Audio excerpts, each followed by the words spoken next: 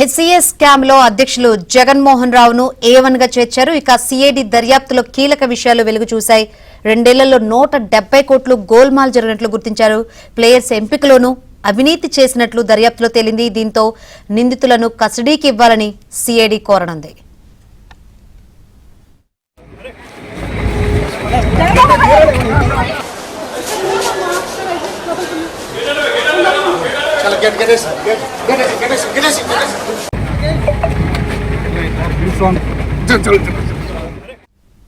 Right, మరిన్ని వివరాలు అందించేందుకు మా ప్రతినిధి శశి మల్కాజ్గిరి కోర్టు వద్ద ఉన్నారు. శశి, హెచ్సిఎస్ స్కామ్ లో ఇప్పుడు సిఐడి విచారణ ఏ విధంగా ఉండే అవకాశం ఉంది? కోర్టు ఏం చెప్పింది? హైదరాబాద్ క్రికెట్ అసోసియేషన్లో జరిగినటువంటి గోల్మాల్ వ్యవహారం పైన సిఐడి అధికారులు కేసు నమోదు చేసి దర్యాప్తు చేశారు. ఇందులో భాగంగానే అవినీతి జరిగిన మాట వాస్తవం అన్న భావన నేపథ్యంలో 6 మీద కేసు నమోదు చేసింది. ప్రస్తుతం 5 అదుపులోకి తీసుకుంది, 5 అరెస్ట్ చేసింది. మరొకరు మాత్రం పరారులో ఉన్నారు. ఈ కేసులో A2గా ఉన్నటువంటి వ్యక్తి ప్రస్తుతం పరారులో ఉన్నట్టుగా తెలుస్తుంది. ఈ 5 కూడా ప్రస్తుతం అదుపులోకి తీసుకుని మధ్యాహ్నం వీరందరికీ కూడా గాంధీ ఆసుపత్రిలో వైద్య పరీక్షలు నిర్వహించి మేడ్చల్ మల్కాజ్గిరి కోర్టుకు తరలించారు. ప్రస్తుతం 5 నిందితులు కూడా మేడ్చల్ మల్కాజ్గిరి కోర్టులోనే ఉన్నారు. మరోవైపు ఇటు సిఐడి అధికారులు 5 రిమాండ్ విధించాలంటూ కూడా న్యాయమూర్తి ముందు వాదనలు వినిపించారు.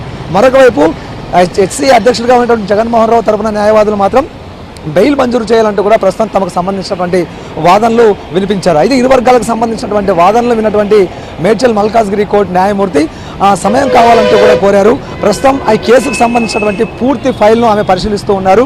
సో మరి కాసేపట్లో ఈ కేసుకు సంబంధించినటువంటి అంటే ఈ కేసులో నిందితులుగా ఉన్నటువంటి 5 రిమాండ్ విధిస్తారా లేకపోతే బెయిల్ వస్తుందన్న అంశాల గురించి కూడా ఒక క్లారిటీ వచ్చేటటువంటి అవకాశం అయితే కనిపిస్తోంది. సో మొత్తానికి ఈ హెచ్సిఏ వ్యవహారంలో మాత్రం కీలకంగా హెచ్సిఏ ప్రెసిడెంట్ జగన్మోహన్ రావు వివరించినట్టుగా తెలుస్తోంది.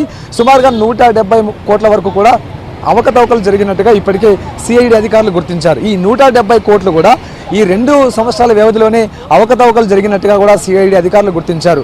ప్రధానంగా ప్లేయర్ల ఎంపిక విషయంలో కూడాను హెచ్సిఏ భారీగా అవకతవకలకు పాల్పడినట్టుగా గుర్తించింది.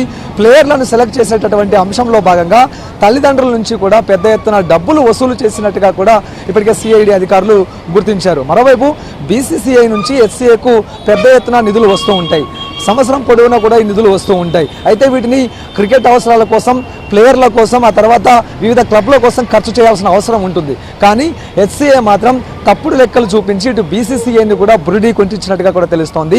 సో ఇదే నేపథ్యంలో సుమారుగా 2 సంవత్సరాల వ్యవధిలోనే అంటే 2 సంవత్సరాల క్రితమే హెచ్సిఏ ప్రెసిడెంట్గా జగన్మోహన్ రావు బాధ్యతలు స్వీకరించారు. సో అప్పటి నుంచి కూడా ఈ 170 కోట్ల రూపాయల వరకు కూడా అవకతవకలు జరిగినట్టుగా కూడా సిఐడి అధికారులు గుర్తించారు. సో మొత్తానికి ఈ కేసులో ఇంకా కీలకమైనటువంటి విషయాలు వెలుగులోకి రావాలంటే మాత్రం జరిగేటువంటి అవినీతి ఈ మొత్తం వ్యవహారం వెలుగులోకి రావాలంటే ఇటు ఈ 5 నిందితులని కస్టడీలోకి తీసుకోవాలంటూ కూడా సిఐడి అధికారులు భావిస్తూ ఉన్నారు. సో అందుకు అనుగుణంగానే ఒకవేళ జడ్జి ఈ 5 రిమాండ్ విధిస్తే ఈ రోజే కస్టడీ పిటిషన్ కూడా దాఖలు చేసేటటువంటి అవకాశం కూడా చాలా కనిపిస్తుంది. అయితే ఒకవైపు సిఐడి అధికారులు 3 అంశాల్లో ఈ హెచ్సిఏకి సంబంధించిన అంశం మీద దర్యాప్తు కొనసాగించింది.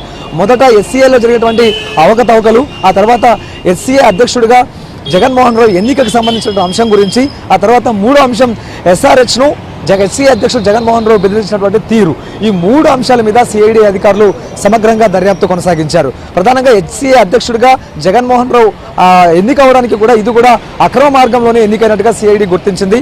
నకిలీ పత్రాలతో ఆయన ఎన్నికల్లో హెచ్సిఏ అధ్యక్షుడిగా గెలుపొందారు. అనంతరం ఈ గోల్మాల్కు పాల్పడ్డారు. మొత్తానికి మాత్రం ఈ కేసులో 6 నిందితులుగా చేర్చారు. 5 అరెస్ట్ చేస్తే ఈ కేసులో A2గా ఉండేటటువంటి వ్యక్తి ప్రస్తుతం పరారులో ఉన్నాడు. శంకరి. Right, thank you.